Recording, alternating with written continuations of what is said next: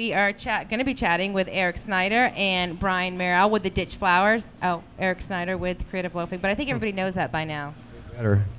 Welcome. Thank you for coming. You're Thank welcome. you for joining us. Thank I know you. it's hot out. Eric, your cover story you wrote. Yes. Tell me about it. Tell us about it. Well, I've known these guys for a long time. Ed So has and Peter. Ed and Brian, known these and I guys know too. I know they're talented. They've had, That's funny because that's not what Peter said. Oh.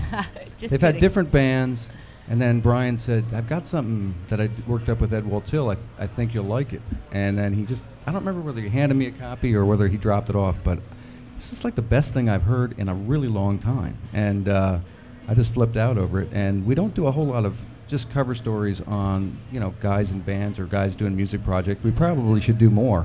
But that's kind of the reason we went with it, because we completely are backing this project in terms of its pure quality, and I think it's a lot of commercial potential too. But Brian can tell you about the maybe some pitfalls about trying to take it to that level. As I said in the story, the making the music's the easy part. Finding an audience is where reality kind of That's collides with the dream. Yeah.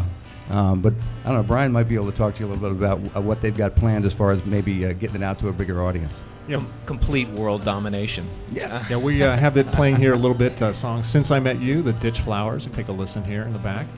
While we talk over it. Okay. Well, we talk over it, but Okay. it's like being in a bar. But Brian, I know you hate the idea of being a 40-something, rock and roller, but It's, for a long time I lied about my age, but as I've gone into my 40s here, I'm embracing it fully, and I'm really enjoying being the older guy. And I think it's cool that Ed and I are still making music and into our 40s here. So having a good time with it for sure. And obviously something you guys feel very creatively vital and whatnot. I've heard the CD; it's fantastic. Eric's absolutely right. Well, Eric, you have a theory about this, don't you? Well, actually, I just wanted to go on a soapbox for Please just 1 do. second. And that is that Brian, this emanates out of discussions that Brian and I have had about the nature of the local music scene and how the audience for the local music scene is quite small and quite insular. I mean, it's friends of friends of friends, and that's about as far as it goes, wives, girlfriends, and so forth. So the challenge is, how does a local band or a series of local bands putting on a show get to Susie and Bill, who live in the cul-de-sac in West Chase, who would ordinarily just go to the movies, who would go to maybe a big concert and pay through the nose, all right, or dinner, and all they got to do is go to a show, hear terrific music. It's $5. We'll mention the show coming up in a second.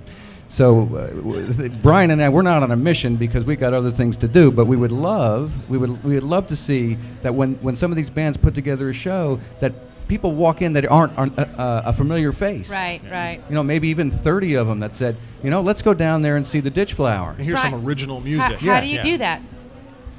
Good question. I honestly believe, though, you got to kind of treat it like you're not a local band. You got to get out of that mentality, and you got to put on a really compelling show. And one of the things we're doing for the show coming up is we rented a sound system and lights, and we're going to treat it as a concert. It's going to be a small venue, obviously, but you got to put on a good show, and you got to promote it. Yeah, well, tell us when and where. So we're going to be playing at Dave's Aqua Lounge on June 16th is the show. We're playing with Hangtown, Experimental Pilot, and Steve Connolly. And the show starts about 8-ish. Where is that? It's on Gandy Boulevard. You can check out myspace.com/theditchflowers, and there's an address and phone number and information on there, too. You can check it out. And I think this is a perfect venue for this type of discussion, because I'd like to throw the gauntlet down. We're talking to creatives here. Correct. Okay? The type of people that I think should expand their horizons, should go beyond someplace that just, let's go get dinner, honey. Right. Okay? Right. And so come on, creatives. Write that number, write that gig down and show up. Well, and then write down the website. Brian, what's the website? Theditchflowers.com. Theditchflowers.com. Or Ditch Flowers. I actually bought both URLs. Oh, good man. Good for you. Hey, Eric, what else can creatives that are listening do this weekend? Go to the Ditch Flower show. It's not this weekend. It's But next weekend? Oh yeah, it's not next weekend. That's all that matters. Nothing else matters. Nothing No else. seeing Clear the dues slate. this No, weekend. this is our Loafing, mission here. This is that important. It is Well, the hold on. 16th. It's not this Saturday. It's the next 16th. Saturday. And we are making a little appearance at the erotic poetry reading. At Studio 620? That's Studio 620. Friday, June 15th. So, and we're wearing some interesting undergarments. That's all wrapped There up you in go. Father's Day weekend. So if you have nothing else to do, go to Studio That's right. 620 or Dave's Aqua Lounge. Thank you both very Thank much you. for All right, thank bearing you. the heat. Bye.